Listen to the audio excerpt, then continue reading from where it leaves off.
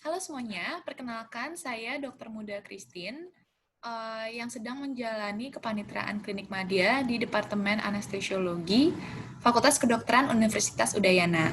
Pada kesempatan kali ini, saya akan menjelaskan mengenai opioid dalam manajemen nyeri.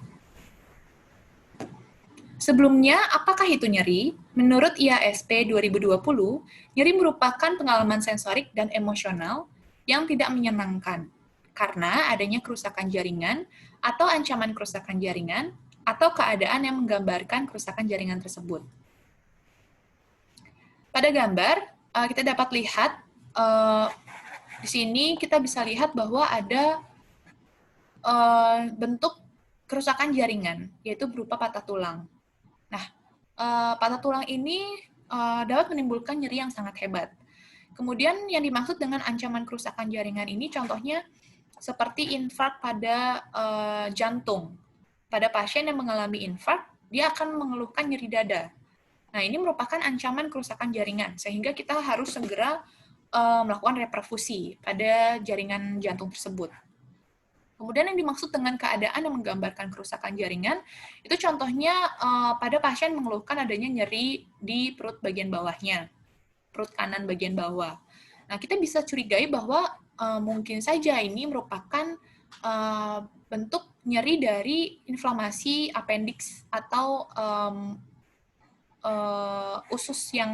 usus appendix yang ada di area kanan bawah, gitu. Nah, seperti yang sudah saya jelaskan di video manajemen nyeri sebelumnya, kita perlu memahami bagaimana nyeri tersebut bisa terjadi atau bisa diproses oleh tubuh kita. Jadi yang pertama, terjadi transduksi, yaitu proses stimulus nyeri atau noxious stimuli yang diubah menjadi aktivitas elektrik pada ujung-ujung saraf. Nah, ketika sudah ditransduksi, maka akan terjadi transmisi, yaitu proses penyaluran impuls dari serabut saraf A delta dan C sampai ke medula spinalis. Jadi aktivitas listrik tersebut akan dialirkan oleh serabut saraf A delta dan C. Nah, kemudian di medula spinalis akan terjadi modulation atau modulasi. Ini merupakan proses interaksi antara sistem analgesik endogen seperti opiat dengan impuls nyeri yang masuk ke konum posterior di medula spinalis. Nah, nanti di modulasi ini, endogen analgesik ini akan berperan untuk menginhibisi rasa nyeri tersebut.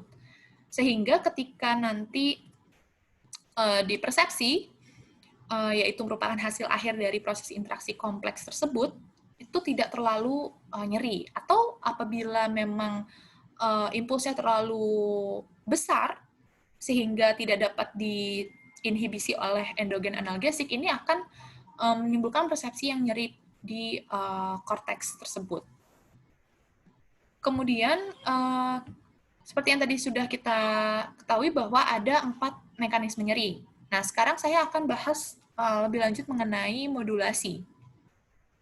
Di gambar ini kita bisa lihat di bagian ungu, warna ungu ini adalah primary afferent, jadi yang membawa stimulus nyeri tersebut. Kemudian yang biru ini ada descending neuron. Dan yang hijau ini ada interneuron, yang orange ada second order. Nah, pada modulasi ini dilepaskan berbagai substansi. Ada substan P, glutamat, GABA, glisin, opiat, dan sebagainya. Dalam tubuh ini ada endogenous opioid yang berperan menghambat impuls nociceptif. Nah, jadi opiat ini akan dilepaskan dan diterima oleh reseptornya yang ada di second order ini. Nah, reseptor opiat ini ada di presinaps maupun di posinaps.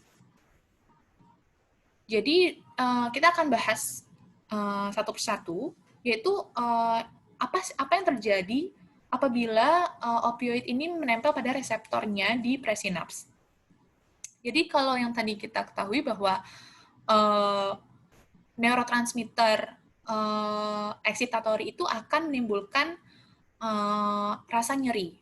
Nah, kemudian opioid ini ketika menempel pada reseptornya di presinaps, dia tidak secara langsung menghambat proses nyeri tersebut, tapi dia akan menghambat aktivitas adenilat siklase sehingga aktivitasnya akan menurun dan menyebabkan respon di kanal kalsiumnya itu akan menurun sehingga tidak akan terjadi perubahan muatan listrik.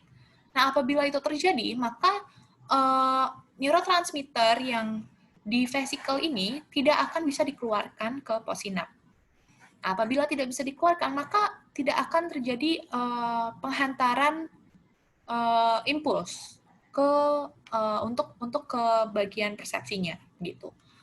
Nah, selanjutnya untuk di possinap, kalau misalnya tadi normalnya neurotransmitter yang ada di vesikel itu akan menyatu dengan reseptornya di possinap.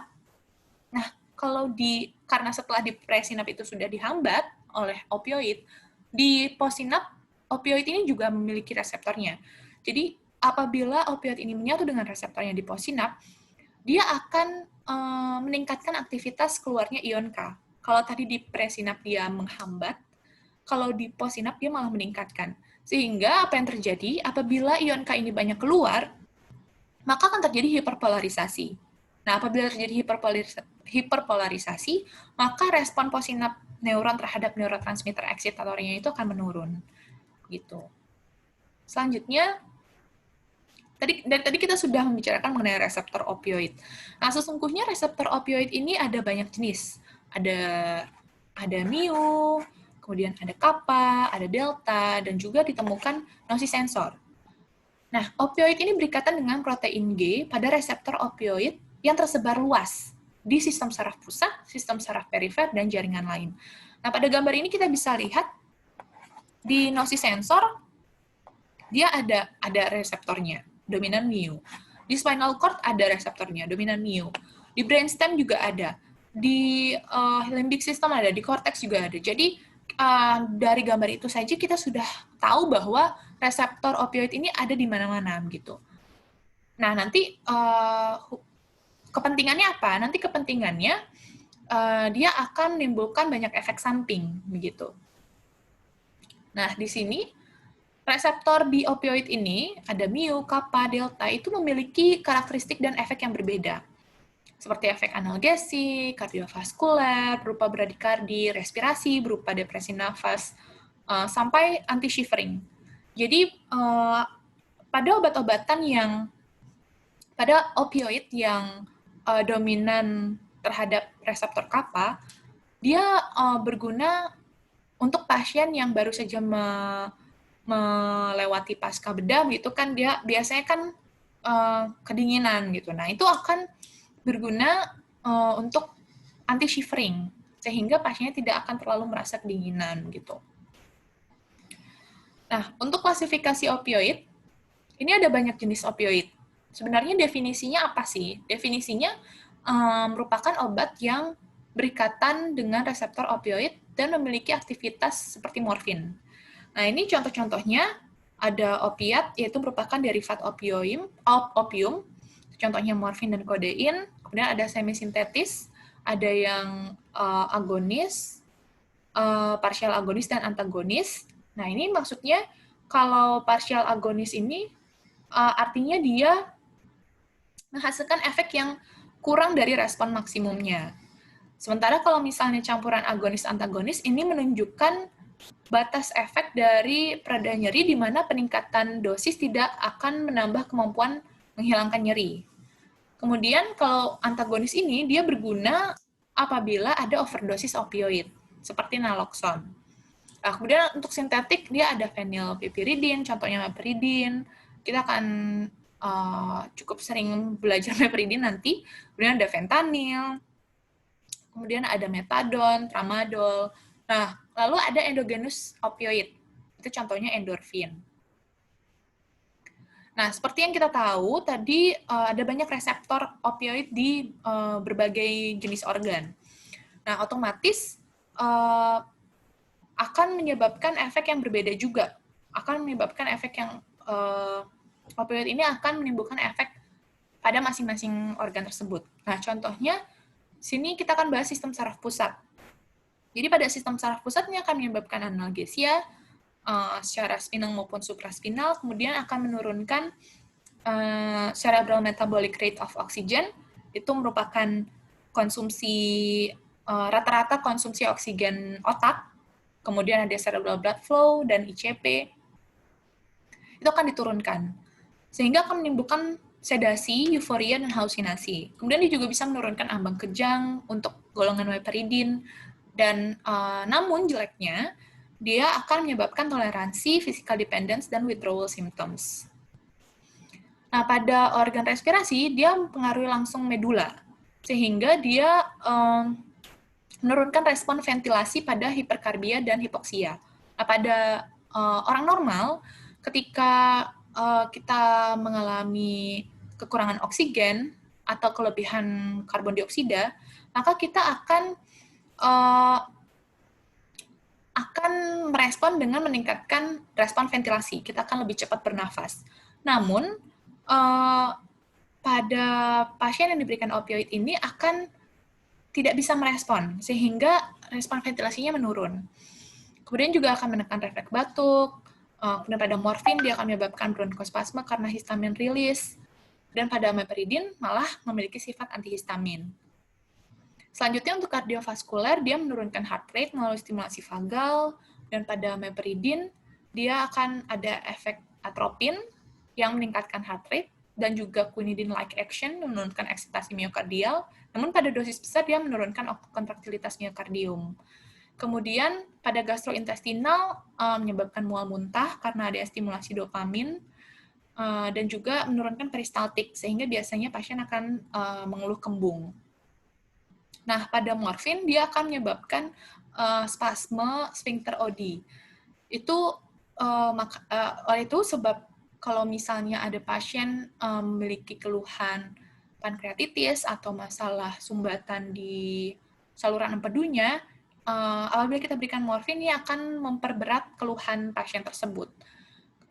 Kemudian untuk meperidin dia akan menyebabkan relaksasi sphincter renal dan gastrointestinal. Dan untuk urogenital, morfin itu menyebabkan spasme ureter dan bladder sphincter, sementara meperidin menyebabkan relaksasi sphincter daerah renal. Untuk muskuloskeletal, pemberian fentanyl ini dapat menyebabkan kekakuan otot dinding dada, sehingga mengganggu ventilasi.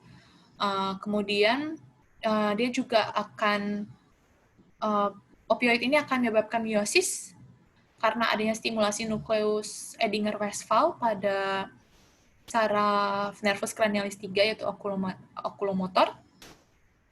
Kemudian, dia juga akan menyebabkan hipotermia karena menurunnya metabolic rate, vasodilatasi, tonus usus menurun, dan terganggunya termoregulasi. Sementara pada kehamilan, dia dapat menembus sawar plasenta, sehingga berbahaya untuk neonatus karena dapat menyebabkan depresi napas. Dan untuk endokrin dan imunitas, dia bisa menekan ACTH, LH, FSH, yang akhirnya dapat menyebabkan infertilitas, serta menekan imunitas karena menyebabkan apoptosis dari limfosit. Nah, setelah kita belajar tadi mengenai apa yang akan terjadi pada tubuh setelah mengkonsumsi opioid, kita akan belajar bagaimana nasib obat tersebut di dalam tubuh kita. Yang pertama, obat tersebut akan diabsorpsi. Nah, ini sangat tergantung pada rute pemberiannya, baik oral, transdermal, intravena. Kemudian dia juga pada morfin, dia sifatnya high first pass metabolism. Sementara pada kodein dan oksikodon dia low. Nah, kemudian setelah diabsorpsi, obat itu akan didistribusi. Nah, ini tergantung dari solubility-nya. Kalau misalnya dia soluble terhadap lipid, dia larut lemaknya tinggi, maka akan cepat terjadi efek kerja dari obat tersebut. Nah, apabila fraksinya, kemudian tergantung dari fraksinya. Kalau misalnya terionisasi, dia akan dia akan kurang lipid soluble. Tapi kalau tidak terionisasi, dia lebih lipid soluble. Kemudian juga tergantung dari keasamannya. Kalau misalnya dia rendah keasamannya, maka bentuk yang non-ionized ini akan lebih besar. Dan seperti yang tadi saya sudah jelaskan bahwa non-ionized itu dia lebih lipid soluble, sehingga permeability-nya terhadap membran lebih tinggi, dan onset-nya juga jadi lebih cepat. Gitu. Setelah itu akan dimetabolisme. Nah, morfin dan turunannya itu dimetabolisme di hati, menjadi morfin 3 glukuronid dan morfin 6 glukuronid. Nah, morfin 6 ini lebih poten dan durasinya lebih lama. Kemudian kalau kodein, dia dimetabolisme di hati oleh sitokrom P450 dan sebagainya, yang akan diubah menjadi morfin yang nanti efeknya antitusifnya akan lebih menurun dan analgesiknya lebih tinggi. Nah, kemudian setelah dimetabolisme akan diekskresi. Ekskresinya ini terutama di ginjal, sehingga untuk pasien-pasien yang memiliki gagal ginjal atau gagal hati, itu kita harus lebih hati-hati dalam memberikan dosisnya. Gitu. Nah, ini ada tabel yang lebih lengkap mengenai cara kerja dari opioid tersebut, baik dari half-life, onset, dan durasinya. Jadi, ini farmakokinetiknya menentukan bagaimana sistem obat tersebut. Jadi, cara pemberian ini juga kita bisa lihat dari intravena maupun patch itu beda sekali onsetnya. Jadi, kalau misalnya walaupun produknya sama, fentanyl, tapi onset apabila kita berikan intravena maupun patch itu sangat berbeda. Sehingga kita harus betul-betul memperhatikan apakah pasien membutuhkan rute pemberian yang mana gitu. Nah, kemudian penanganan nyeri akut. Menurut World Federation of Societies of Anesthesiologists, ini kita menentukan penanganan nyeri akut mulai dari opioid yang poten, itu strong opioid dengan injeksi dan anestesi lokal. Kemudian apabila nyerinya berkurang, kita bisa berikan opioid oral. Apabila sudah jauh membaik, kita bisa berikan aspirin dan NSAID. Ada juga menurut WHO. Nah, ini mirip sebenarnya, tapi WHO ini langsung dibagi berdasarkan jenis nyerinya. Kalau misalnya nyeri akut atau berat, dia sama mulai dari step yang paling tinggi dulu. Tapi kalau misalnya nyeri kronis, mulai dari step yang paling rendah. Jadi kita bisa berikan non-opioid. Nah, pada pemberian non-opioid ini kan ada adjuvan. Adjuvan itu merupakan obat tambahan. Contohnya seperti kortikosteroid, antikonvulsan, antidepresan, neuroleptik. Nah, kortikosteroid ini sifatnya antiinflamasi, antiemetik, dan mengurangi tekanan intrakranial. Kalau antikonvulsan dan antidepresan ini meringankan nyeri neuropatik, sementara neuroleptik ini membantu sindrom nyeri kronis dan memiliki sifat antiemetik, ansiolitik. Kemudian cara pemberian opioid. Nah, cara pemberian opioid ini kita bisa berikan dosis tunggal, yaitu dosis tunggal ini artinya kita berikan mulai dari rendah hingga ditingkatkan hingga tercapai respon analgesia yang adekuat dan efek samping yang terkendali. Kemudian ada round the clock dosing. Jadi ini pada jam-jam tertentu kita berikan obat opioid secara berkesinambungan untuk nyeri yang berkelanjutan atau relatif sering muncul. Kemudian kita juga bisa berikan dosis bila perlu atau prorenata dan dosis penyelamatan atau rescue dosis. Tujuannya agar kadar obat tidak di bawah minimum effective analgesic concentration. Jadi maksudnya adalah pasien ini ketika kita berikan dosis obat sekian, dia tidak lagi merasakan nyeri. Namun juga tidak berada jauh di atas MEAC gitu. Nah, ini ilustrasinya. Jadi kotak orange ini adalah nyeri yang dirasakan pasien. Kemudian kita berikan obat dosis tunggal, lalu dilanjutkan dengan round the clock. Jadi setiap 4 jam atau setiap 6 jam gitu. Nah, sampai pasien tidak merasa nyeri kembali. Namun kita juga harus memperhatikan untuk obat tersebut dosisnya tidak sampai over medication. Sehingga kita harus memperhatikan therapeutic window-nya. Nah, ini ada kondisi-kondisi di mana pasien mengalami nyeri yang akut, yang tiba-tiba, yang sangat berat. Ini namanya breakthrough pain. Jadi apa yang harus kita lakukan? Biasanya kita sudah berikan obat, namun dosisnya ini tidak bisa mengcover nyeri yang baru terjadi ini atau breakthrough pain ini. Jadi kita harus berikan rescue dose. Kita harus berikan dosis penyelamatan untuk mengcover breakthrough pain ini. Gitu. Kemudian yang selanjutnya cara pemberiannya adalah patient controlled analgesia. Jadi PCA ini merupakan cara terbaik untuk menjaga MEAC dengan menggunakan multimodal analgesia untuk mengurangi dosis dan efek samping opioid. Cara kerjanya, apabila pasien merasa nyeri, pasien dapat langsung menekan tombol dan obat akan keluar seperti ini. Bendanya seperti ini. Jadi ketika pasien merasakan nyeri, dia akan langsung menekan tombol dan obat akan keluar, sehingga pasien tidak perlu memanggil perawat atau dokter dan semakin lama merasakan nyerinya. Namun, dokter juga telah menentukan dosis maksimal yang dapat dikeluarkan oleh alat tersebut. Sehingga apabila dosis maksimal di hari itu sudah tercapai, obat tidak akan dikeluarkan oleh alat walaupun pasien menekannya berkali-kali.